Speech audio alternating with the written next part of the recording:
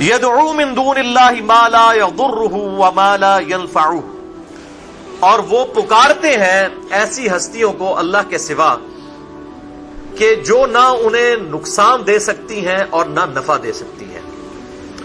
ذالک هو الضلال البعید، اور یہ تو انتہائی گمراہی کی چیز ہے کہ انسان ایسی ہستیوں کو پکارنا شروع کر دے کہ جو نہ نفع دے سکتی ہیں اور نہ نقصان دے سکتی ہیں.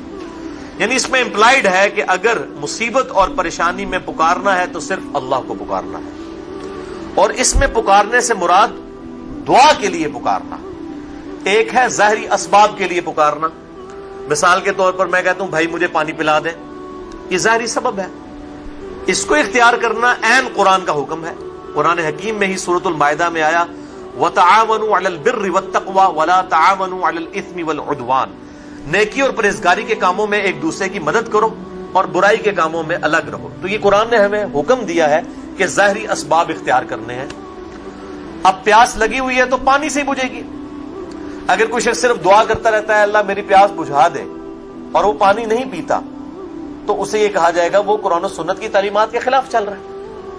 یہ میں اس لیے بات کر رہا ہوں کہ مفتی اکمل صاحب جو اس وقت یوٹیوب کے اوپر چند مشہور مبلغین میں سے ہیں، وہ استعانت اور غیر اللہ کو پکارنے کے ایشو کے اوپر انہی چیزوں کی پلی لیتے ہیں اور لوگوں کو غلط طرف مائل کرواتے ہیں. وہ کہتے ہیں دیکھیں جی یہ لوگ کہتے ہیں اللہ کے علاوہ کسی کی مدد نہ مانگی جائے، تو جب آپ بھوکے ہوتے ہیں تو اللہ سے کھانا مانگتے ہیں جا کے امی سے روٹی مانگتے ہیں. یہ مفتی اکمل قادری صاحب ٹی وی پہ بیٹھ کے اس قسم کی باتیں کر کے لوگوں کو گمراہ کرنے کی کوشش کر رہے ہوتے ہیں. اپنے زوم میں وہ صحیح عقیدہ بتا رہے ہوتے ہیں کہ جی روٹی آپ امی سے مانگیں گے کہ اللہ سے مانگیں گے. اچھا جب آپ بیمار ہو جاتے ہیں تو ڈاکٹر سے جا کر دوائی لیتے ہیں یا اللہ تعالیٰ سے دوائی مانگتے ہیں؟ تو میرے بھائیوں یہ تو اسباب ہیں. اسباب کا تو قرآن میں حکم ہے وَتَعَاوَنُوا عَلَى الْبِرِّ وَالتَّقْوَى وَلَا تَعَاوَنُوا عَلَى الْإِثْمِ وَالْعُدْوَانِ، نیکی اور پرہیزگاری کے کاموں میں ایک دوسرے کی مدد کرو اور برائی کے کاموں میں الگ رہو. ظاہری اسباب تو آپ کافر سے بھی اختیار کر سکتے ہیں. نبی صلی اللہ علیہ وسلم سے اوپر تو کوئی نہیں ہے نا مخلوقات میں. چلیں ہمیں تو یہ کہیں گے نا جی کیونکہ ہمارے سے اوپر بھی اور ہستیاں ہیں، ہم اللہ تعالیٰ تک ڈائریکٹ نہیں پہنچ سکتے. نبی تو ڈائریکٹ اللہ تک پہنچتا ہے نا. تو صحیح بخاری اٹھا کے دیکھیں آپ صلی اللہ علیہ وسلم کی وفات اس حال میں ہوئی کہ آپ کی زرہ گندم کے عوض گروی رکھی ہوئی تھی ایک یہودی کے پاس. یعنی آپ نے اپنی زرہ گروی رکھ کر یہودی سے گندم لی ہوئی تھی ادھار کے طور پر. یہ صحیح بخاری میں حدیث موجود ہے. تو آپ صلی اللہ علیہ وسلم نے تو یہودی سے بھی مدد مانگی ہے. تو یہ تو ظاہری اسباب ہے، لیکن انہوں نے یہ نہیں کہا المدد یا یہودی میری مدد فرمائیے. یہ تو نہیں آپ صلی اللہ علیہ وسلم نے کہا. آپ نے کبھی یہ بھی نہیں کہا کہ اے جبرائیل المدد میری مدد فرمائیے، آپ تو فرشتوں کے سردار ہیں. کبھی نہیں کہا. تو کس طرح پبلک کو دھوکہ دیتے ہیں؟ ظاہری اسباب تو ہمارے محبوب صلی اللہ علیہ وسلم نے خود اختیار کیے ہیں. یہ معاملہ اور ہے غائب میں مدد کے لیے پکارنا خالصتاً شرک ہے اللہ کے علاوہ کسی اور کو، اور وہ ہے دعا. ایاک نعبد و ایاک نستعین، اے اللہ ہم عبادت بھی صرف تیری ہی کرتے ہیں اور غائب میں مدد کے لیے صرف تجھی کو پکارتے ہیں. اپروپریٹ ٹرانسلیشن بنے گی غائب میں مدد کے لیے، ظاہری اسباب میں نہیں، غائب میں مدد کے لیے. اور قرآن حکیم نے اس ایشو کے اوپر بڑی کلیئر کٹ تعلیمات ارشاد فرمائی ہیں. عبادت کے اندر فی نفسی ہی اس طرح کا شرک اس امت میں نہیں آیا جس طرح کے اگلی امتوں میں تھا، لیکن پکارنے میں وَإِيَّاكَ نَسْتَعِينُ جو عبادت کی اعلیٰ ترین شکل ہے یعنی دعا، اس میں آیا ہے. اس لیے قرآن حکیم نے سب سے زیادہ پکارنے پر زور دیا ہے. یہاں پر بھی آپ دیکھیں سورۃ الحج کی آیت نمبر 12 میں آیا یدعو من دون اللہ، یہ پکارتے ہیں اللہ کے علاوہ ما لا یضرہ وما لا ینفعہ، ان ہستیوں کو جو کہ نہ تو نفع دے سکتی ہیں اور نہ نقصان دے سکتی ہیں.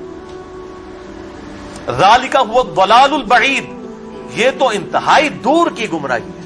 یعنی پستی کے اندر انسان گر جائے نا تو اس قسم کی حرکتیں کرتا ہے.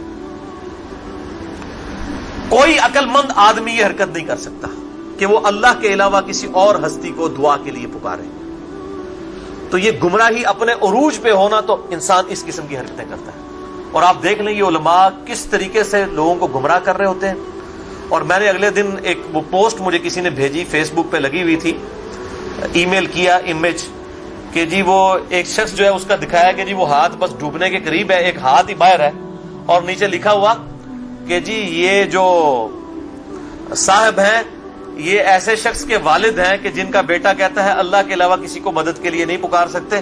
تو یہ پکارتے رہے, پکارتے پکارتے جب یہ پکارنے لگے اپنے بیٹے کو مدد کے لیے, تو بیٹے نے کہا کہ ابا جی اللہ سے مدد مانگنی چاہیے, غیر اللہ سے مانگنا شرک ہے, اور اسی دوران وہ ڈوب گئے. اب دیکھیں, تو میں اسے پوچھتا ہوں کہ آپ جن بزرگوں کو پکار رہے ہیں, آپ کے والد صاحب کو اگر تیراکی نہ آتی ہو, ہم ان کو دھکا دیتے ہیں پانی کے اندر, دریا بھی ہمارے قریب ہے, تو شیخ عبد القادر جیلانی کو پکار لیں اس وقت, وہ ان کی مدد کو آ کے بتائیں. چلو اللہ کو تو چھوڑ دو نا, اللہ تو مدد نہیں کر سکتا نا, پہلے تو بزرگوں تک پہنچنا ہے نا. تو وہاں جو دریا کے کنارے کتنے مزار ہیں, ان مزار والے بزرگوں کو پکارے نا کہ بچائیں. اور میرے بھائیوں, یہ ظاہری اسباب کا معاملہ ڈفرنٹ ہے. یہ تو ہمیں اللہ نے حکم دیا ہے کہ ظاہری اسباب اختیار کرنے ہیں, وہ تو ہمارے پیغمبر نے بھی اختیار کیے ہیں صلی اللہ علیہ وسلم. ان سے اوپر تو کوئی نہیں تھا نا, ان کو تو یا غوث العظم مدد کہنے کی ضرورت نہیں تھی نا, وہ تو ڈائریکٹ اللہ کے ساتھ تھے. پھر انہوں نے یہودیوں کے پاس کیوں زیرہ رکھوائی اپنی گروی؟ تو ظاہری اسباب اختیار کرنا اور چیز ہے, اور غائب میں مدد کے لیے پکارنا اور چیز ہے. غائب میں مدد کے لیے پکارنا خالصتاً شرک ہے. اور اس حوالے سے وہ آیت بڑی اہم ہے جو 20ویں پارے میں آپ کو پہلے صفحے کے اوپر وہ آیت نکلے گی. 20واں پارہ ذرا کھول لیجئے, وہ میں آیت بھی آپ کو, سورۃ النمل آیت نمبر 62, پارہ نمبر 20 میں پہلے صفحے کے اوپر یہ آیت ہے. 383 پیج ہے آپ کے اس بلو والے قرآن پاک کے اندر. آیت نمبر 62, اعوذ باللہ من الشیطان الرجیم, چھٹی لائن میں, امن یجیب المضطر اذا دعاہ, بھلا بتاؤ تو کہ کون ہے ہستی وہ جو اضطراب اور پریشانی میں گھرے ہوئے شخص کی فریاد کو, دعا کو سنتی ہے. وہ یکشف السوء, اور وہ اس سے برائی بھی دور کر دیتی ہے. وَيَجْعَلُكُمْ خُلَفَاءَ الْأَرْضِ, اور وہی ہستی ہے کہ جو تمہیں اگلوں کا خلیفہ کرتی ہے دنیا پر. یعنی تمہارے باپ دادا مرتے ہیں تو تم مر جاؤ گے تو تمہاری اولاد. یہ کون ہستی ہے جو اس طریقے سے یہ سارے معاملات کو لے کر چل رہی ہے؟ کون سے معاملات کو؟ اضطراب میں گھرے ہوئے شخص کی دعا کو قبول کرنا, اس سے برائی کو, اس کی تکلیف کو دور کرنا, اور تمہیں اگلوں کا زمین پر خلیفہ کرنا. اِلَٰهٌ مَّعَ اللَّهِ, کیا اللہ کے ساتھ کوئی اور الہ بھی ہے؟ قَلِيلًا مَّا تَذَكَّرُونَ, لیکن بہت کم ہی لوگ نصیحت حاصل کرتے ہیں. یعنی اللہ تعالیٰ فرماتا ہے کیا اللہ کے ساتھ اور الہ بھی ہے جس سے تم دعا مانگو؟ مراد کیا کہ جس سے دعا مانگی جاتی ہے وہ الہ ہوتا ہے, اور جو الہ ہوتا ہے دعا اسی سے مانگی جاتی ہے. لہذا مولا علی علیہ السلام رضی اللہ عنہ, ان کو مدد کے لیے پکارنا گویا انہیں الہ ماننا ہے. مولا علی بھی اپنی نمازوں میں اللہ کو پکارتے تھے. مولا علی کا ماننے والا بھی وہ ہوگا جو اللہ کو پکارے گا. یہ آیت بالکل واضح ثبوت ہے.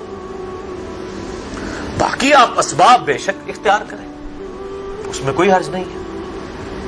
اور پھر مثالیں دے رہے ہوتے ہیں قرآن حکیم سے. جی قرآن پاک میں وَاسْتَعِينُوا بِالصَّبْرِ وَالصَّلَاةِ, صبر اور نماز کے ذریعے مدد چاہو. جی صبر اور نماز بھی تو غیر اللہ ہے, اس سے مدد کیوں مانگتے ہیں؟ وہ میرے بھائیوں کب ہم مدد مانگتے ہیں؟ ہم کیا کہتے ہیں؟ المدد یا نماز, المدد یا صبر. کون کہتا ہے؟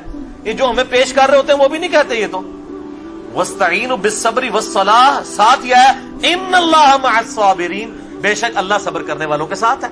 یعنی صبر کے ذریعے اور نماز پڑھنے کے ذریعے اللہ کی مدد تلاش کرو. یہ ہے مطلب اس کا. المدد یا صبر, المدد یا نماز, یہ مطلب ہے. تو اس طریقے سے کس طرح قرآن حکیم کا یہ علماء مذاق اڑا رہے ہوتے ہیں اور اس قسم کے اشکالات پیدا کرتے ہیں. تو اس کانٹیکسٹ میں نے بڑی ڈیٹیل سے 1 گھنٹہ اور 38 منٹ کی گفتگو ریکارڈ کروا دی ہے مسئلہ نمبر 3 کے نام سے اہل سنت پاک.com پر, دعا صرف اللہ ہی سے. اور میرا ریسرچ پیپر بھی ہے دعا صرف اللہ ہی سے, ریسرچ پیپر نمبر 3. اس میں نے ان تمام اشکالات کا جواب دیا ہے.